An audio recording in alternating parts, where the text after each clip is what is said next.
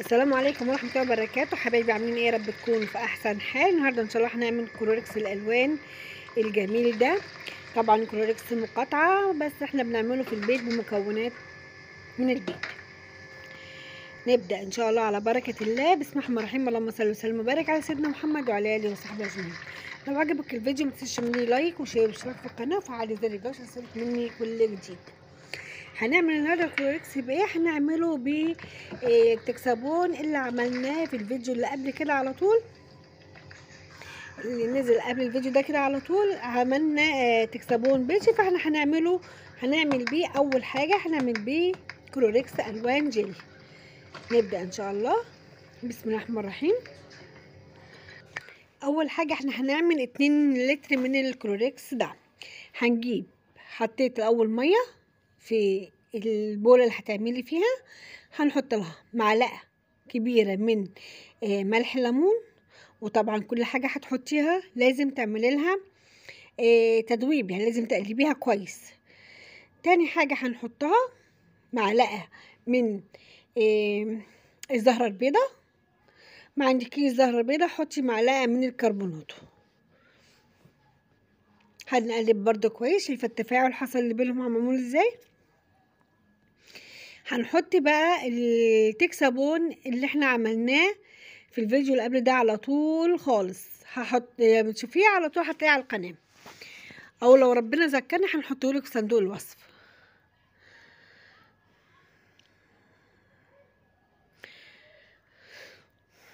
كده هنقلب. طبعا لازم ندوب بالتكسبون اللي احنا عملناه بالصابون البلدي، تدوبيه كويس. حطينا قد ايه؟ حطينا تقريبا نص كوبايه كبيره او كوبايه الا ربع كده. وطبعا عايزه تزودي زودي براحتك، كل حاجه فايده وخير، يعني مفيش مشكله.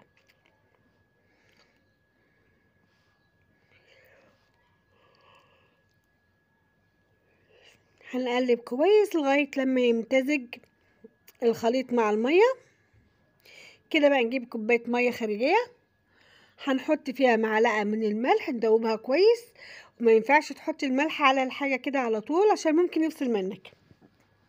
احسن طريقه مع الخبره ومع الوقت اللي اشتغلت فيه كتير، احسن طريقه للملح انك انت تدوبيه في كوبايه ميه وتنزليه تدريجيا على الحاجه اللي انت بتعمليها. كده هننزلها تدريجيا على الخليط اللي عملناه، حبه وتقلبي حبه وتقلبي عشان خاطر الملح ممكن يفصل، يخلي الصابون يفصل، لكن كده مش هيفصل. وكده يديكي قوه للصابون اللي انت عملتيه، ومطهر ومنظف للملح، جميل جدا في التنظيف. هنحط بقى كده كوبايه من كلوركس الالوان اللي جايباه من عند الراجل سايب، جايبه كلوركس سايب من عند الراجل. هنحط منه تقريبا كوبايه كبيره، هي المج الشاي بتاعنا العادي. هنقلب الخليط برضو كويس.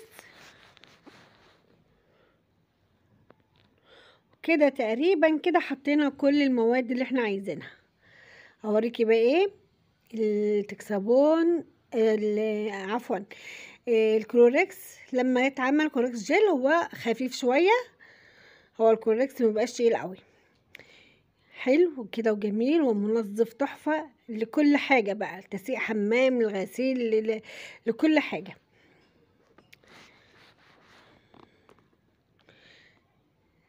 كده احنا خلصنا الفيديو بتاعنا. يا رب يكون عجبك ونال رضاكي واستحسانك. شكرا على المتابعه.